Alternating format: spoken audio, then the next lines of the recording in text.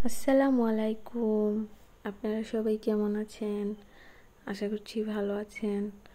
আমিও আল্লাহর রহমতে ভালো আছি। আজকে আমি আপনাদের সাথে শেয়ার করব লাউ দিয়ে মুরগির মাংসের রেসিপি। তাহলে দেখতে থাকুন আমি কিভাবে রান্না করি। প্রথমে আমি চুলায় একটি পাতিল দিব, তাতে পরিমাণ মতো তেল দিয়ে তেলটা গরম হয়ে আসলে আমি এখানে কয়েকটা গোটা গরম মশলা দিব। তারপর আমি এখানে বাটা রসুন আর বাটা পেঁয়াজ দিয়ে দিয়েছি। পেঁয়াজটা দিয়ে আমি ভালোভাবে নাড়াচাড়া করব।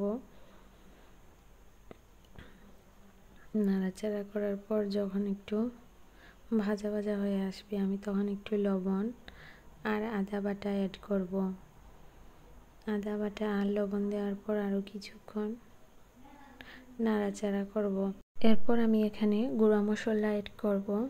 প্রথমে আমি 1 চামচ হলুদ গুঁড়া আর 1 চামচ মরিচ গুঁড়া দিয়ে দিয়েছি। এই তরকারিটা অনেক ঝাল হলে খেতে ভালো লাগে না, তাই পরিমাণ মতো দিতে হবে। এরপর আমি এখানে মাংসের মশলা আর জিরা গুঁড়া অ্যাড করে আমি এখানে একটু পানি দিব মশলাগুলো ভালোভাবে কষানোর জন্য। পানিটা দিয়ে কিছুক্ষণ নাড়াচাড়া করব। এরপর আগে থেকেই ছোট করে কেটে রাখা মুরগির মাংস দিয়ে দিব। মাংসটা দেওয়ার পর মশলার সাথে ভালোভাবে মিশিয়ে নিতে হবে।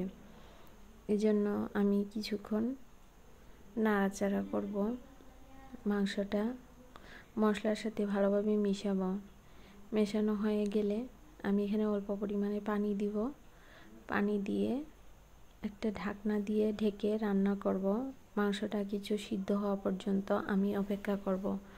মাংসটা যখন সিদ্ধ হবে তখন আমি ঢাকনা উঠায় লাউ, কেটে রাখা লাউ দিয়ে দিব। মাংসের সাথে লাউটা একটু বড় করে কেটে নিয়েছি আমি। তারপর লাউ দেওয়ার পর একটা ঢাকনা দিয়ে ঢেকে দেব, যেন একটু নিচের দিকে যায় লাউটা। ওয়েট করব, আর লাউটা সিদ্ধ হলে নিচের দিকে যেতে থাকবে। তারপর আমি একটু নাড়াচাড়া করে দিব। লাউয়ের সাথে মশলাগুলো মেশাবো নাড়াচাড়া করে। আর লাউ রান্না করতে হলে পানির প্রয়োজন হয় না, লাউ থেকেই পানি বের হয়।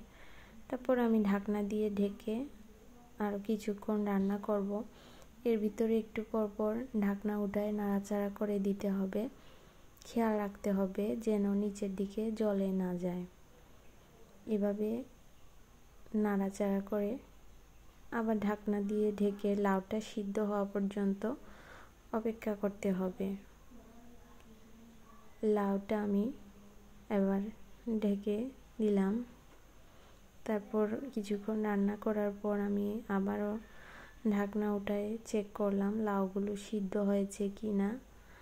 দেখেন এখনও ভালোভাবে সিদ্ধ হয় নাই, তাই আমি আবার ঢাকনা দিয়ে কিছুক্ষণ রান্না করব। ঢেকে রেখে দিলাম। তারপর আরও কিছুক্ষণ পর আমি ঢাকনা উঠায় দেখলাম আমার লাউটা রান্না হয়ে গেছে। এই যে দেখুন কত সুন্দর লাগছে, যেমন সুন্দর লাগছে খেতেও তেমন মজা হয়েছে। আমার রেসিপি ভালো লাগলে ইনশাআল্লাহ ট্রাই করে দেখবেন, খেতে ভালো লাগবে। আর আমার ভিডিওটা যদি আপনাদের কাছে ভালো লাগে তাহলে প্লিজ আমাকে ফলো দিয়ে আর লাইক কমেন্ট করে পাশে থাকবেন। আর ইউটিউব থেকে দেখলে সাবস্ক্রাইব করবেন। আল্লাহ হাফিজ।